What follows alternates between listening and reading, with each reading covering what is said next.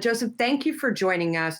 We saw a little bit of a downtick in the confidence numbers reported by the Conference Board this morning. So perhaps reflecting the concern over the expiration of the federal stimulus monies. At the same time that the Fed said they're going to extend their lending programs to the end of the year. I mean, when it comes to the Fed, let's take that one first. It feels like that they did not have a choice, right? That this is something that was expected and that they had to do to keep that support underlying the economy. Would you say? Absolutely. The Federal Reserve right now is in communications mode. They have pulled out of the file cabinet just about every idea they could come up with.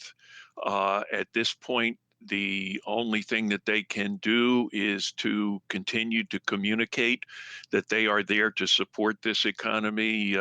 Chairman Powell said recently, I'm not even thinking about removing the support that we're providing. So he's being very explicit about that. There probably are some changes that could be made to individual lending facilities to make them more accessible, to make the terms easier. But basically, they are keeping the pedal to the metal at this point, and this economy is in need of that kind of support.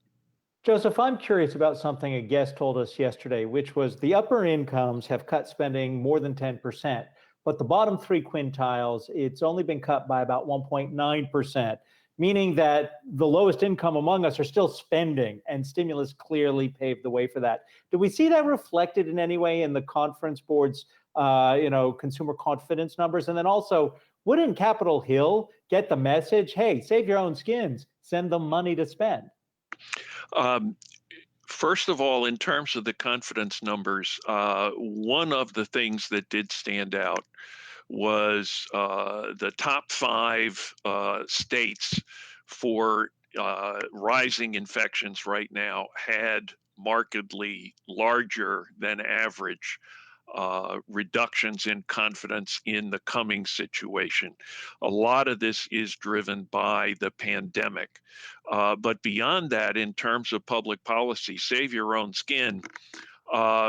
This is a game of chicken going on here. You have the two sides with somewhat different perspectives on how to provide support.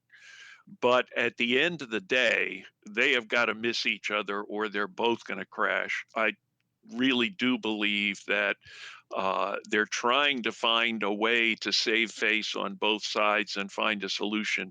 You do not want to be on the wrong side of this issue unless you have a congressional district. If you're in the House and you have a very affluent district that's doing fine, you might think that you can get away with this, but almost everybody is at risk if these programs are not continued in one form or another. Joe, with all of the back and forth here, what do you think when it comes to the individual payments?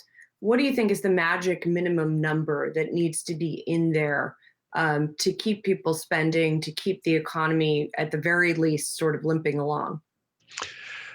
The individual, there are two parts here. There is the check, the individual payment, and then there's the unemployment compensation add-on. The unemployment compensation program is run by the states. The states have very antiquated systems for managing that. The reason why the benefit turned out to be what it was because of the problems of states implementing what might have been a more finely tuned benefit that would provide support to individuals but not exceed their prior wages. If we're going to cut back on the unemployment benefits, to some extent, what you will find is that individual payment, the check to everybody below the median income, is going to have to be larger to make up, at least for a while, for the hit on the unemployment compensation benefits. So really, I think the two are almost a trade-off. And then there's the third part going on, which is the additional unemployment benefits for gig workers, self-employed people who previously weren't eligible for unemployment compensation don't have records of their earnings.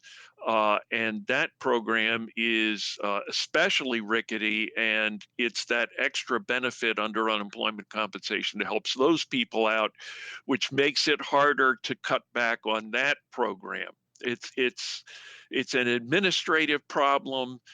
We have an economic problem going on, and on top of all of that, we have a political jousting match, and uh, it's it's probably fun to watch, but it's not good for the economy. Yeah, in addition to the political jousting match, of course, there are the social inequities that have come to light during this time, too. When you think about lawmakers on the Hill, but also Fair Chair Powell and various Fed presidents having to speak to this issue, that the dichotomy has further widened during this COVID period. From an economic perspective, how can people of disadvantaged communities, specifically Black, Latinx folks, what are the structural ways that they can be advancing economically?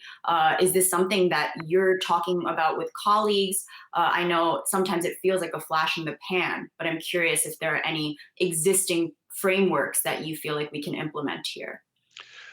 Well, the Fed, of course, is in the business of lending. It isn't in the business of spending, as the Fed presidents have been saying, and the members of the board in recent weeks. What they are trying to do is to get employment back, and they do that in an indirect way by providing credit. There are entities in this economy, of course, for whom cash and a corresponding liability on their balance sheet is not necessarily a good deal. Entities that have longer term financial issues can't handle those additional liabilities. So they are restricted. To help those people out, you got to go to the fiscal side.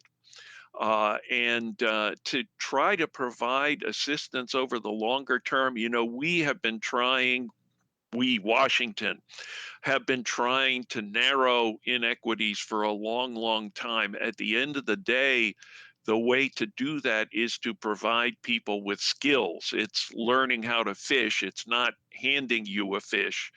And what that means is trying to take advantage of the current situation to provide training.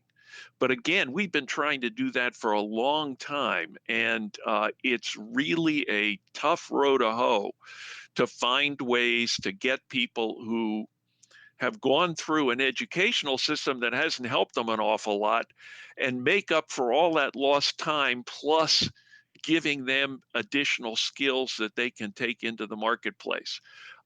We've got an additional motivation to do it now, but that doesn't make the task any easier. It's going to be hard. It will. Hopefully, we will make some progress on that. Joseph Minarik, thank you for your perspective. You are the Conference Board Chief Public Policy Economist. Thank you.